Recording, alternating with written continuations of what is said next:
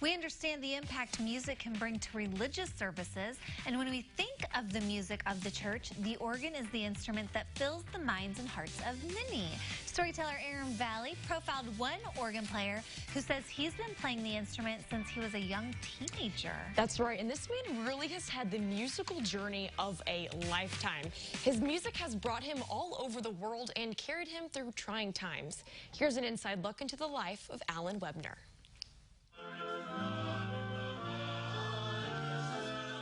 Inside the oldest church in Coles County, choir master Allen Webner leads parishioners in song. It's Sunday at Trinity Episcopal Church, and this building, built in the 1870s by Mattoon's Unitarian congregation, is filled with the magnificence of a 102-year-old organ.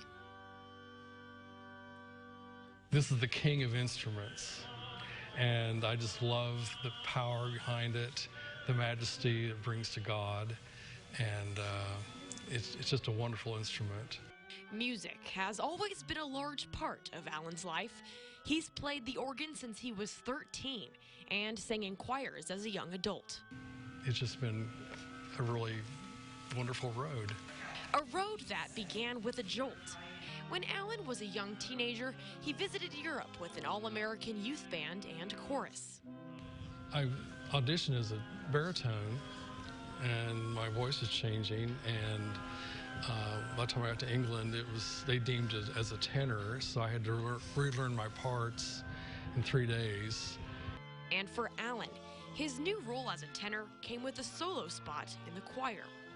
While in Monte Carlo, the group was invited to sing for Princess Grace Kelly at her palace.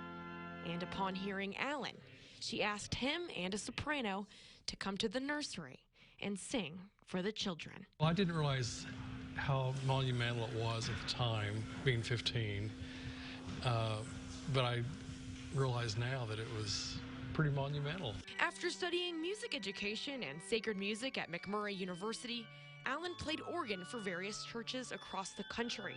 He helped replace an outdated organ with the one you see here at a church in Galveston, Texas, and then moved on to other states such as Kentucky, New Mexico, and North Carolina. Since 2012, Allen has played this original Reuter organ, which came after Episcopalians bought the church from the Unitarians at the turn of the 20th century. But 2 years after starting here, the unexpected happened. I had a stroke in 2014. I lost my right side. I lost it the night before Easter. And so I knew when I woke up in the middle of the night that I could not do anything. Devastated he could no longer play his beloved organ, Allen spent the following summer in therapy and came back to the instrument in mid-August. I sort of played the hymns, not very well. So then I continued to get better and better. Though he says his performance isn't quite what it used to be, Allen is committed to taking things day by day and focusing on the artistry that comes with playing an instrument as complex and grand as this one. As many stops as you see on an organ, it has that many sounds and more. You can produce more than that. So you have to be an artist to bring those sounds out. What an amazing life story. Yeah.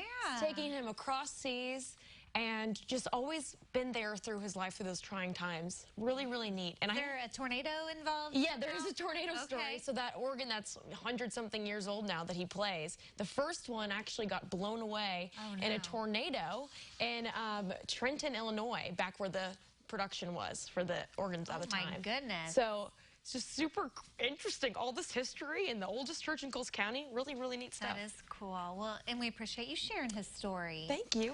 For more of Aaron's stories, head to CILiving.tv.